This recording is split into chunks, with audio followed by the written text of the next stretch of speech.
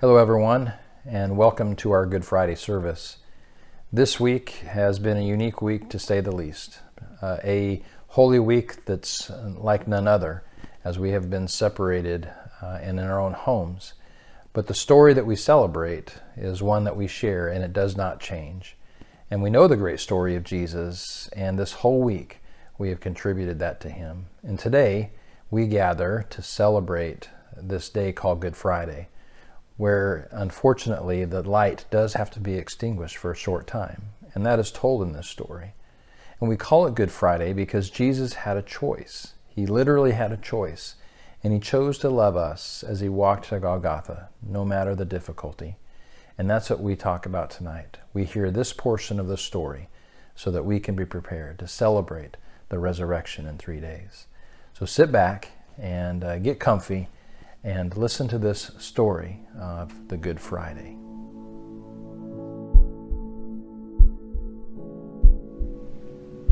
As he always did on the Sabbath, he went to the meeting place. Where he stood up to read, he was handed the scroll of the prophet Isaiah. Unrolling the scroll, he found the place where it was written, "God's Spirit is on me. He's chosen me to preach the message of good news to the poor.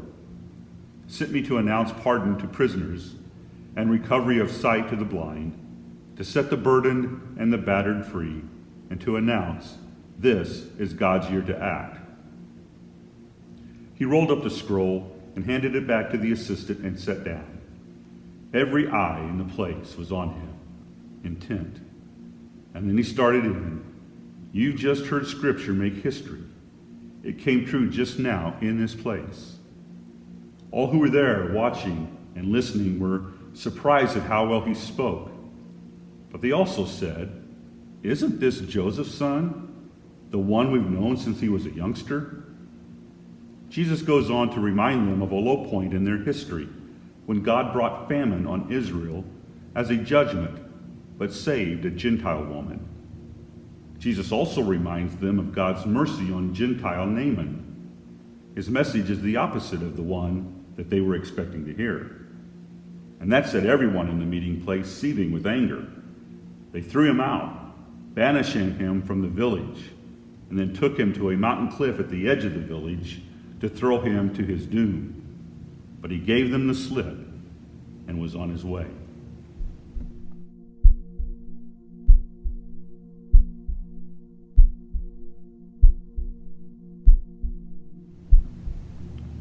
Jesus, in his omniscience, looked forward in time to when Peter was imprisoned. Then the time came for Herod to bring him out for the kill. That night, even though shackled to 2 guards, one on either side, Peter slept like a baby, and there were guards at the door, keeping their eyes on the place. Herod was taking no chances. And suddenly, there was an angel at his side, and light flooding the room. The angel shook Peter and got him up. "Hurry!" The handcuffs fell off his wrists. The angel said, "Get dressed. Put on your shoes." Peter did it. Then, "Grab your coat and let's get out of here." And Peter followed him, but didn't believe it was really an angel.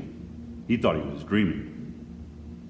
At the first intersection, the angel left him, going his own way. That's when Peter realized it was no dream. "I can't believe it. This really happened. The master sent his angel and rescued me from Herod's vicious little production and the spectacle of the Jewish mob was looking for." Jesus looked down at the shackles on his wrists. He knew that he could disappear into the crowd and escape like before. He also knew that he could call in a legion of angels to set him free. He thought of the bonds of everyone who would be set free by his sacrifice. A tear streaked down his cheek as his heart overflowed with love at the thought of you and me. And he whispered, "I choose the chains."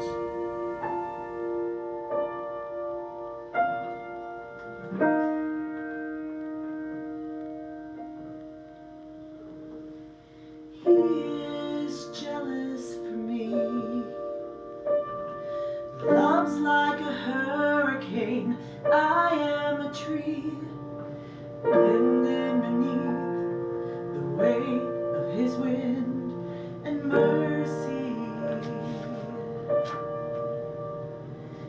Then all of a sudden, I am unaware of these afflictions eclipsed by glory, and I realize just how beautiful you are and how great your affections are for me. Oh, how he loves us all. Oh, how he loves us. How he loves us all.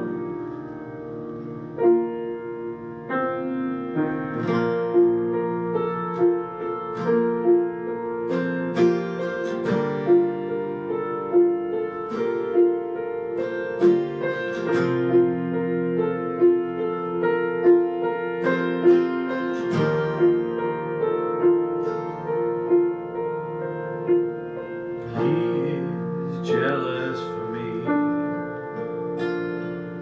love's like a hurricane, I am a tree, bending beneath the weight of his wind and mercy. And all of a sudden, I am unaware of these afflictions eclipsed by glory.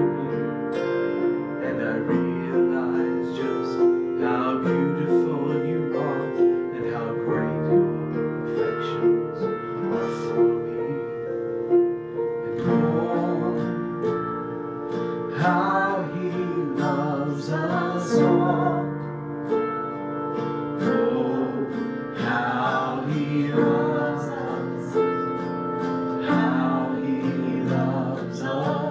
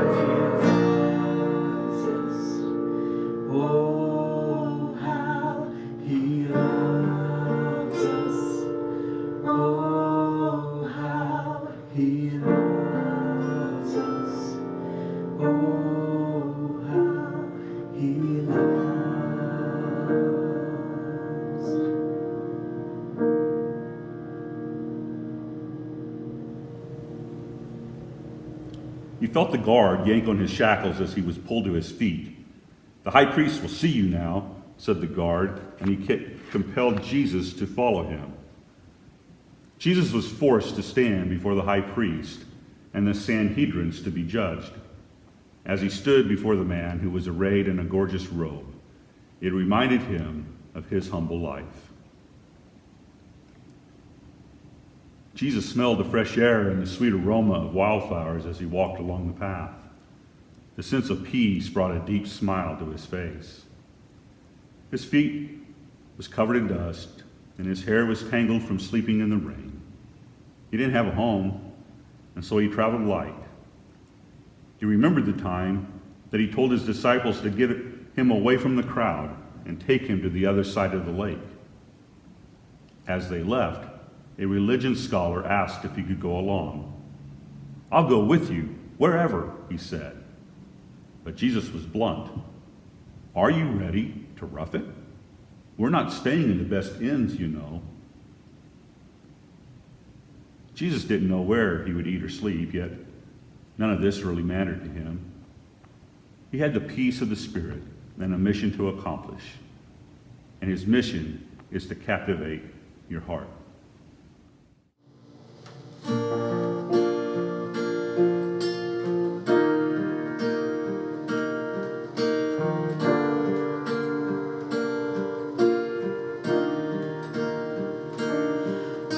Walk into the room, everything changes. Darkness starts to tremble at the light that you bring. And when you walk into the room, every heart starts burning, and nothing matters more than just to sit here at your feet and worship you.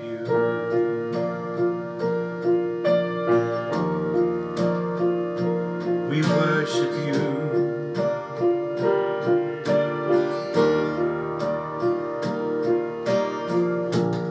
We love you. We'll never stop. We can't live without you.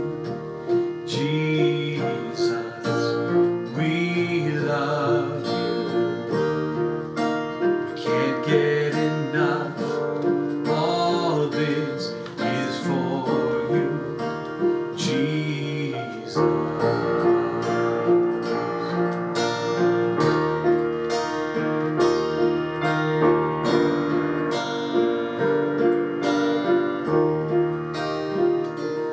When you walk into the room, the sickness starts to vanish. Every hopeless situation ceases to exist. And when you walk into the room, the dead begin to rise, 'cause there's resurrection life in all you do. We love you. We'll never stop. We can't live without you, Jesus. We love you, and we can't get enough. All this is for you, Jesus.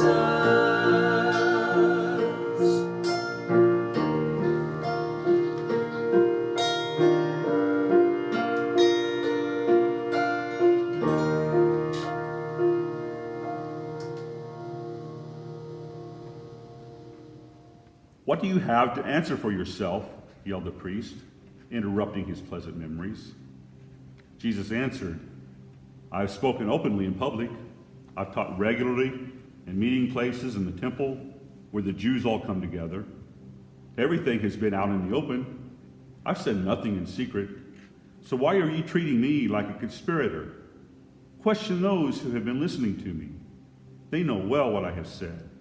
My teachings have all been above board. His reply was met with a quick fist to the face, which caused him to buckle at his knees and slump to the ground. "How dare you answer the high priest like that?" said the guard, as if a punch in the face was evidence that this priest, this supposed holy man, was worthy of respect. And Jesus replied, "If I've said something wrong, prove it.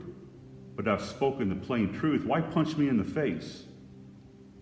The high priest, conspiring with the Jewish council, tried to cook up charges against Jesus to sentence him to death. But even though many stepped up, making one false accusation after another, nothing was believable. Finally, two men came forward with this. He said, "I can tear down the temple of God and after 3 days rebuild it." The chief priest stood up and said, "What do you have to say to this accusation?" Jesus kept silent. Then the chief priest said, "I command you by the authority of the living God to say if you are the Messiah, the Son of God." Jesus was blunt. "You said it, and that's not all. Soon you'll see it for yourself. The Son of Man seated at the right hand of the Mighty One, arriving on the clouds of heaven." The chamber echoed with the sounds of tearing fabric. Each man ripped his garment in violent protest against Jesus. "He blasphemed. Why do we need witnesses to accuse him?" You all heard him blaspheme. Are you going to stand for such blasphemy? They all said, "Death." That seals his death sentence. The high priest's eyes narrowed at the guard. "You know where to take him." Jesus felt a pull from his chain, forcing him to do an about-face as he was led out from the council.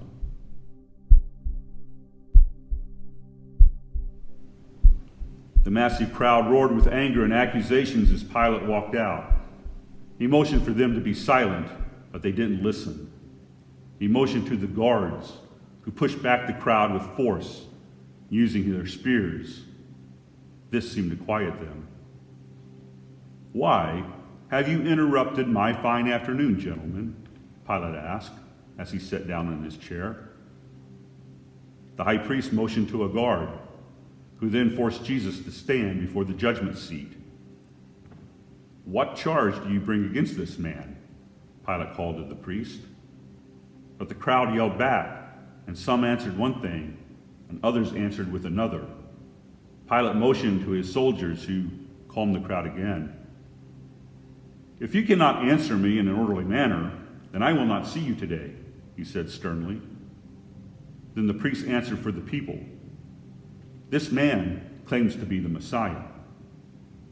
"Well, what is that to me?" Pilate asked. "The Messiah is a king long foretold by Jewish prophecy, and we have no king but Caesar."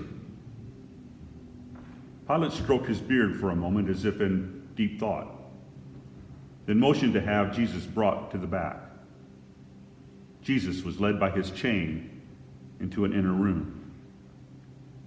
Pilate asked Jesus, "Are you the king of the Jews?" And Jesus answered, "Are you saying this on your own, or did others tell you this about me?" Pilate replied, "Do I look like a Jew? Your people and your high priest turned you over to me. What did you do?" "My kingdom," said Jesus, "doesn't consist of what you see around you. If it did, my followers would fight so that I wouldn't be handed over to the Jews. But I'm not that kind of king. Not the world's kind of king." Then Pilate asked, "So, are you a king or not?" And Jesus answered, "You tell me. Because I am a king, I was born and entered the world so that I could witness to the truth. Everyone who cares for the truth, who has any feeling for the truth, recognizes my voice." "What is truth?" Pilate asked. Coming back to the crowds, Pilate shouted, "I find nothing wrong in this man, nor reason for him to be crucified." But the crowd roared in protest against him, After silencing them, he continued, "What then shall I do with this man?" "Have him crucified," they shouted. "What has he done?" "He's stirring up unrest among the people with his teaching, disturbing the peace everywhere, starting in Galilee and now all through Judea. He's a dangerous man, endangering the peace." When Pilate understood that Jesus was from Galilee, he determined to send him to Herod, for that was Herod's jurisdiction. So Jesus was led away from the presence of Pilate, and the crowds followed him.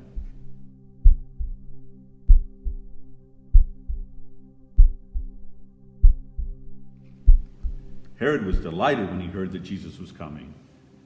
He had heard of Jesus' miracles and had hoped to see them. Although the crowd had come, only a few of the council members could stand before Herod's presence, for the room did not permit a crowd. Then before Jesus was led into Herod's chamber, a guard stopped the group. Looking down at Jesus' feet, he growled in a low voice, "This man cannot come in here with filthy feet like this. This is Herod's chamber." "Sir," said a member of the council, "he deserves no respect, but Herod does, and this is his chamber. Have this man's feet washed." Then the guard motioned to a slave who had a garment around his waist to prepare Jesus. As Jesus watched him clean his feet, it reminded him of the Passover he had just celebrated with the disciples. So he got up from the supper table, set aside his robe, and put on an apron. Then he poured water into a basin and began to wash the feet of the disciples, drying them with his apron. He came to Peter, but Peter resisted him.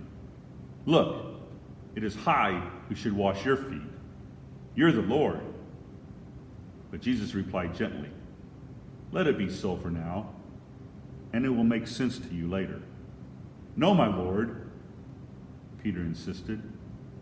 Jesus said, "If I don't wash you, you can't be a part of what I'm doing." "Master," said Peter, "then not only my feet, wash my hands, wash my head." But Jesus replied with a gentle smile and responded, "If you've had a bath in the morning, you only need your feet washed now, and you're clean from head to toe. My concern, you understand, is holiness, not hygiene. So now you're clean, but not every one of you." He knew who was betraying him. That's why he said, "Not every one of you." After he had finished washing their feet, he took his robe, put it back on, and went back to his place at the table. He told the 12, "I've laid down a pattern for you. What I've done, you do. I'm only pointing out the obvious. A servant is not ranked above his master. An employee doesn't give orders to the employer. If you understand what I'm telling you, act like it and have a blessed life." What gift of grace is Jesus my Redeemer? There is no more for heaven now to give. He is my joy, my righteousness and freedom, my steadfast love, my deep and boundless peace. To this I hold, my hope is only Jesus. For my life is wholly bound to His. Oh, how strange and divine! I can sing all is mine, yet not but through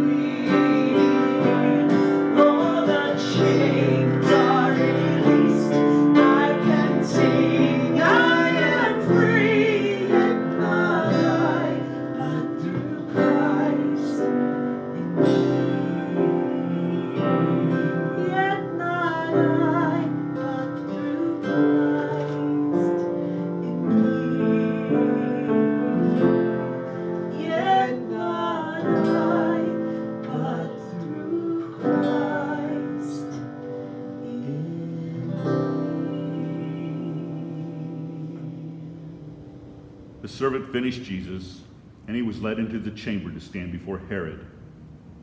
Herod peppered him with questions. Jesus didn't answer, not one word. But the high priests and the religious scholars were right there saying their piece, vocal and harsh in their accusations.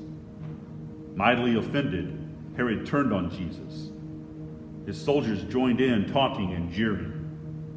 Then he dressed him up in an elaborate king costume and sent him back to Pilate. That day, Herod and Pilate became thick as thieves. Always before, they had kept their distance.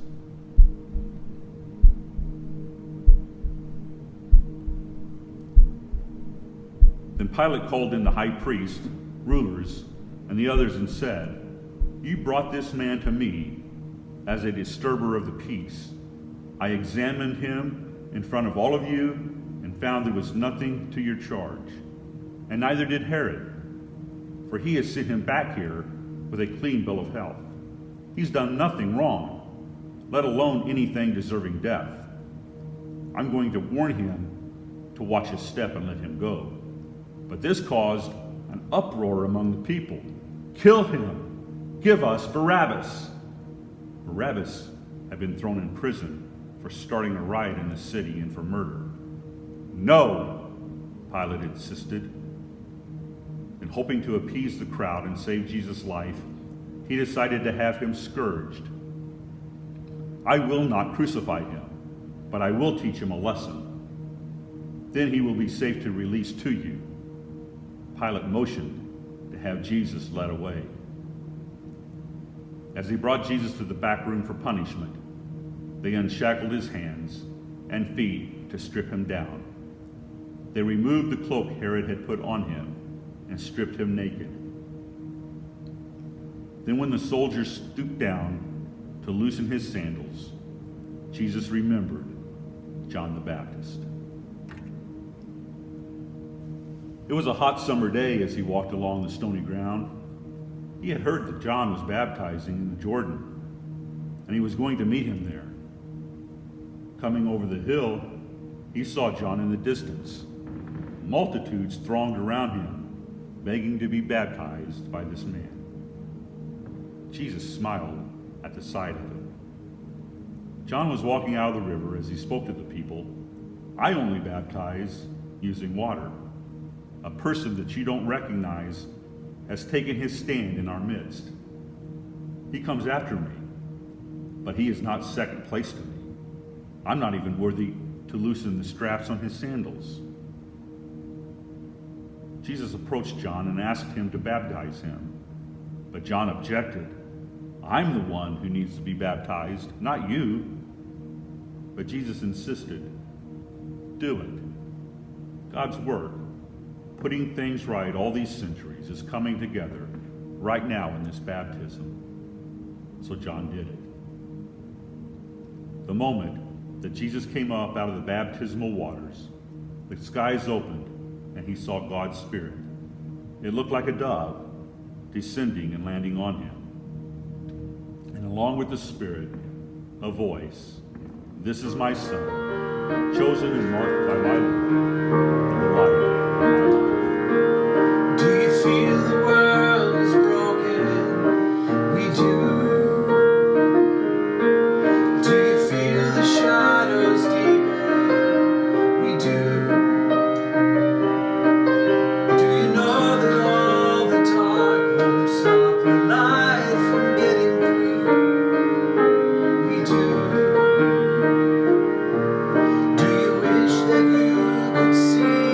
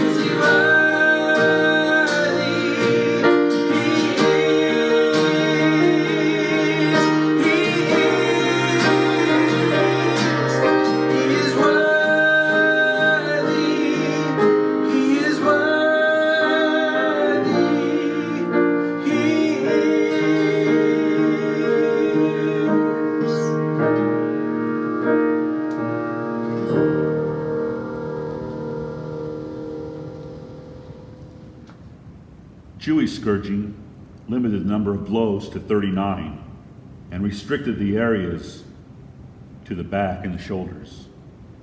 Roman lictors were not given any rules.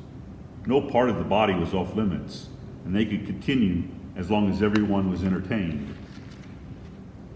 The instrument of torture is referred to as a flagrum, a whip with long leather tails.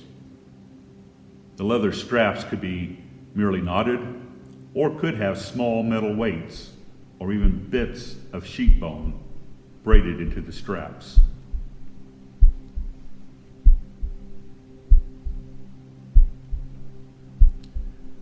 The soldier loosed Jesus' sandals and threw them to the side without respect. The lictor, assigned to Jesus, pushed him forward and led him to the scourging post. It was a wooden pole with a metal ring on top for holding a victim in place. The lictor tied his hands to the ring above his head.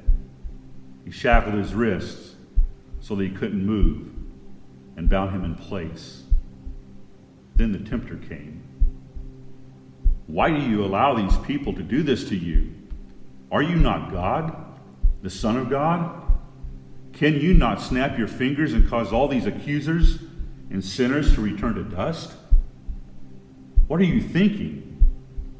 Just overtake them by force and seize the crown that you deserve. Force them to kneel and respect you. Are you not the Lord?" But Jesus spoke under his breath, "I will not stop this. I do this because I love them.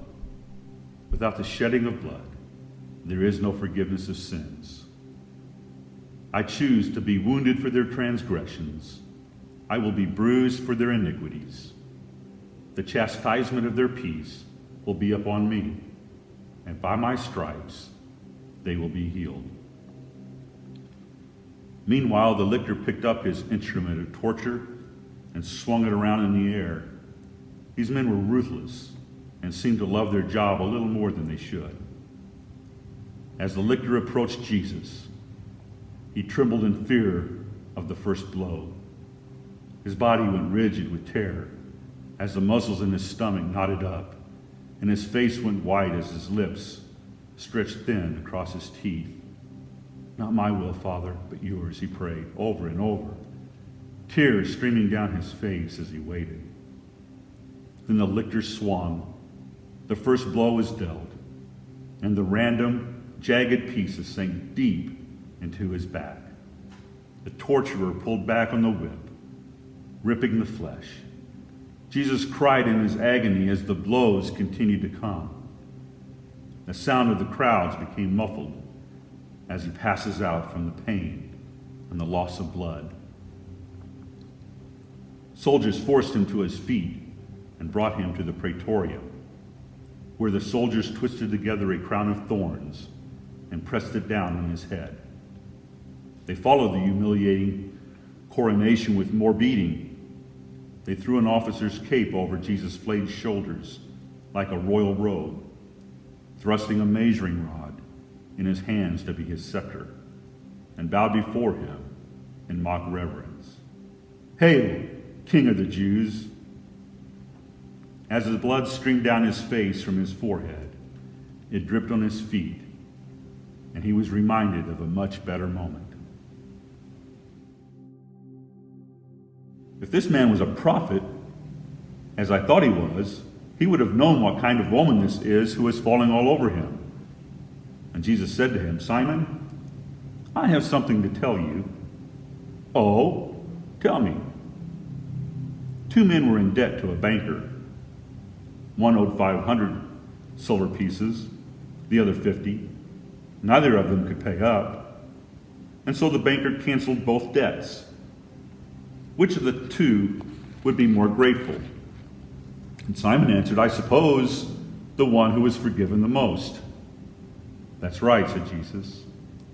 Then turning to the woman, but speaking to Simon, he said, "Do you see this woman?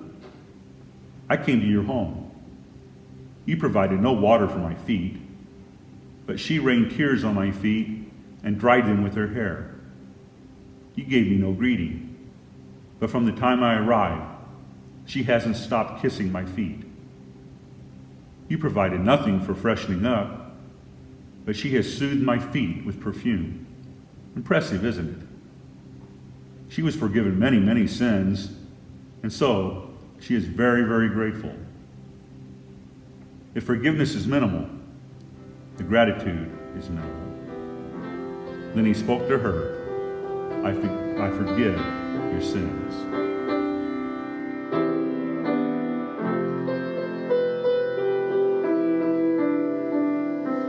When I fear my faith will fail, Christ will hold me fast.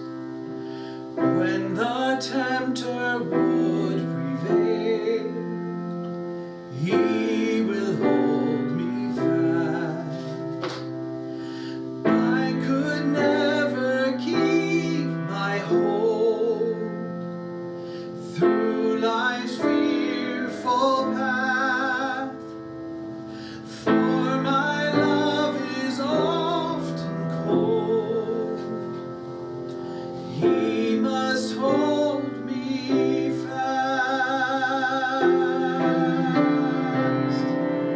He will hold me fast. He will hold me fast. For my Savior loves me so. He will hold me fast.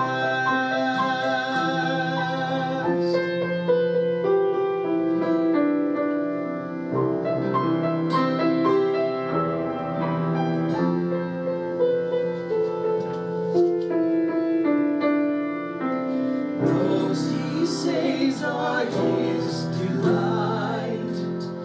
Christ will hold me fast, precious in His holy sight. He will hold me fast. He'll not let my soul be lost. His promises shall last, bought by Him at such a cost. He will hold me fast. He will hold me fast. He will hold me fast. For my Savior loves me so.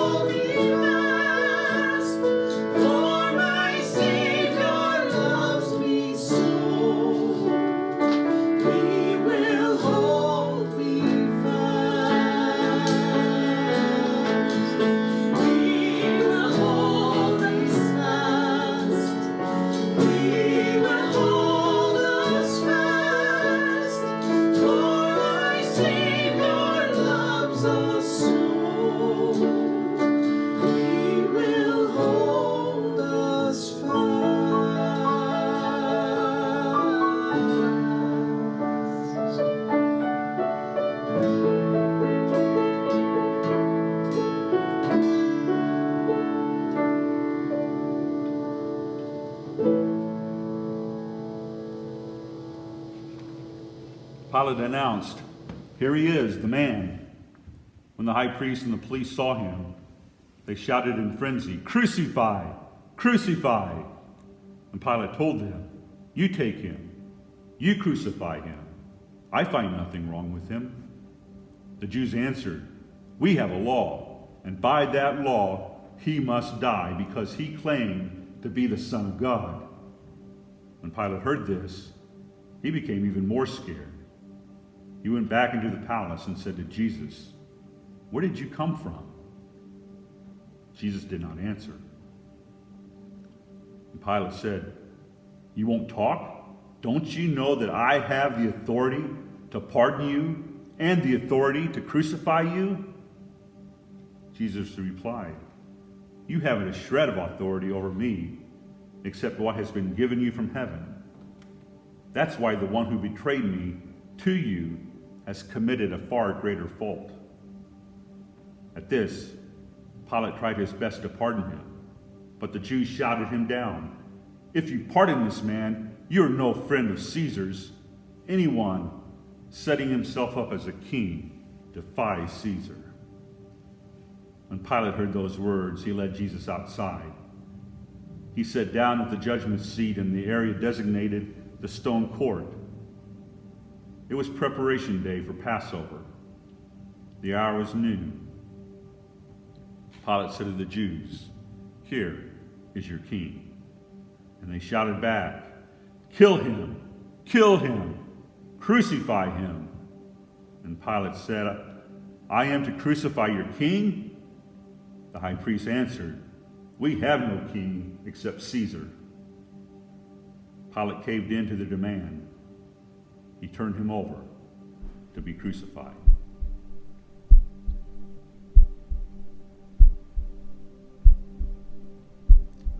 The Romans took Jesus' robe by the hem of the garment. They pulled it off him, tearing open his wounds again. Then they took a newly made cross and laid it on his shoulders.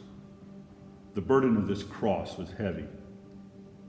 The pain from the scourging made it even harder to bear. And as he dragged it along, he prayed, "Father, forgive them." He was forced to follow these men to the place of his death, and it reminded him of those who followed him. As he walked along the road, crowds followed him and pressed all around him. Then, yearning in his heart for them, he turned around and taught them, "If anyone would come after me, let him deny himself and take up his cross and follow me. For whoever would save his life will lose it, but whoever loses his life for my sake will find it. For what will it profit a man if he gains the whole world and forfeits his soul? Or what shall a man give in return for his soul?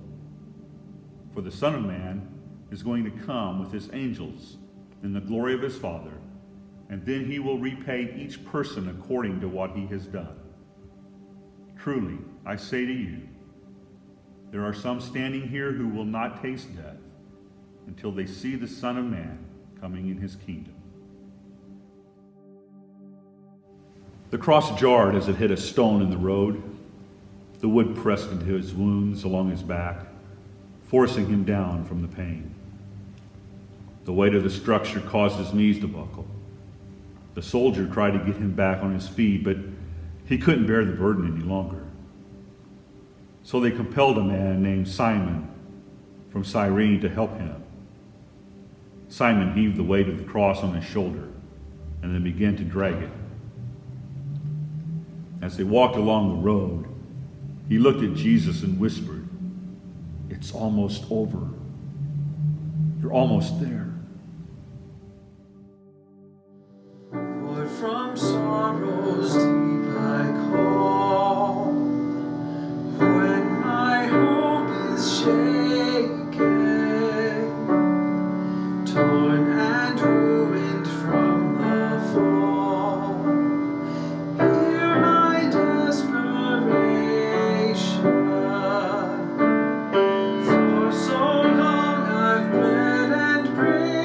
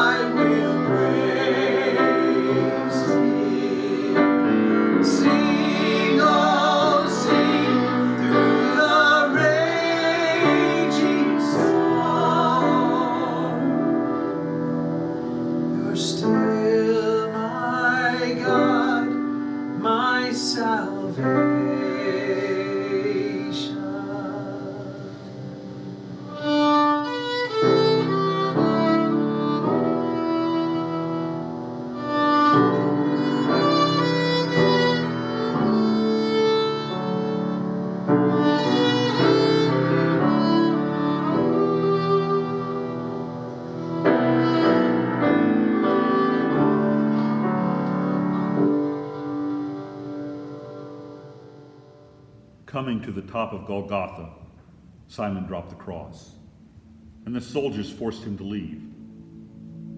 Another man was screaming as the executioner pounded his nails in place.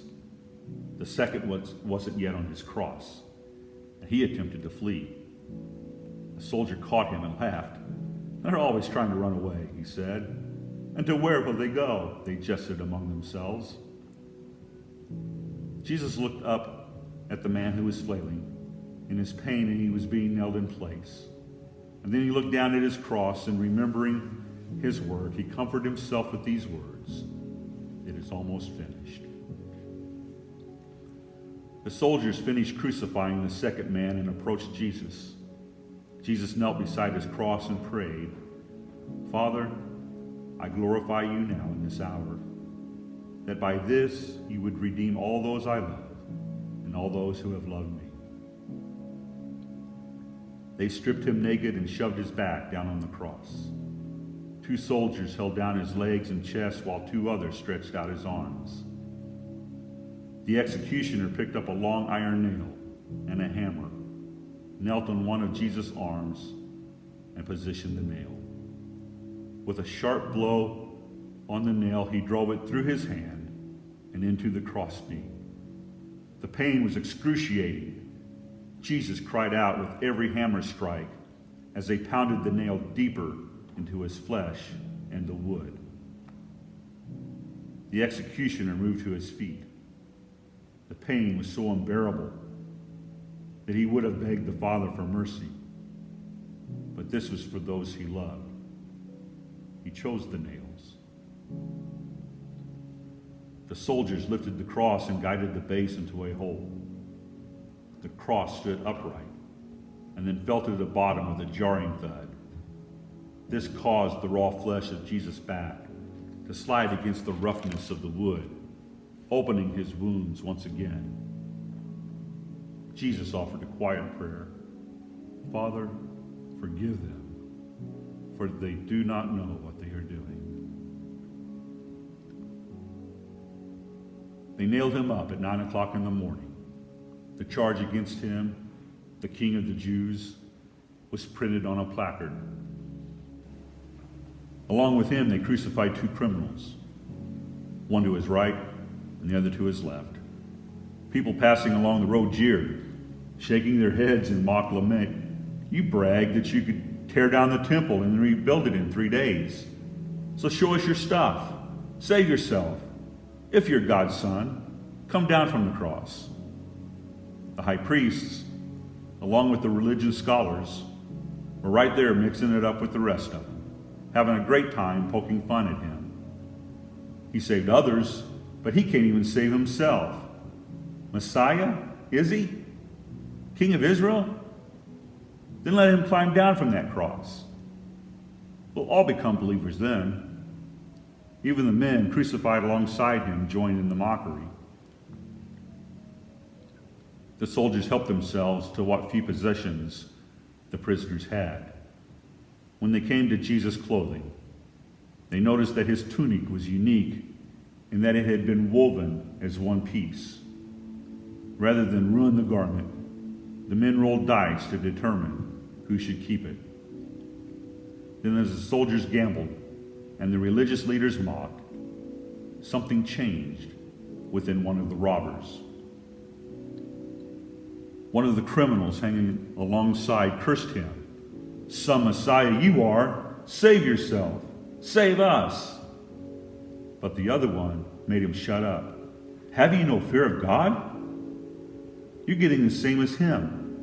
We deserve this, but not him. He did nothing to deserve this." Then he said, "Jesus, remember me when you enter your kingdom." Jesus turned and replied through his swollen, bruised face, "Don't worry, I will. Today you will join me in paradise." By now, the torture had wreaked havoc on Jesus' body until he was an even more horrifying sight. The physical beauty which matched his goodness had gone. He was contorted, disfigured, despicable. Blood dripped from his hand and feet. Lips and face and limbs were blotched by sun blisters and insect bites. The stripes where the scourge had curled around his chest and stomach and legs showed vividly against his skin. Every breath was a struggle as fluid filled his lungs. And just for a single gulp of air, he had to force his feet against the nail and heave to arch his back so that he could breathe. But the process became tiring as the nails slowly tortured him to death. Jesus groaned out of the depths, crying loudly, my God, why have you abandoned me?" Some bystanders who heard him said, "He's calling for Elijah." And one of them ran and got a sponge soaked in sour wine and lifted it on a stick so he could drink. The others joked, "Don't be in such a hurry. Let's see if Elijah comes and saves him." At about noon, roughly 3 hours after the crucifixion began, and when the sun should have been high overhead, an airy darkness enveloped the entire region until 3 in the afternoon. The temple curtain split right down the middle, and the ground shook. As the darkness began to lift, Jesus drew a deep breath and shouted in Aramaic, his native tongue, "Father, into your hands I commit my spirit." Then he breathed his last.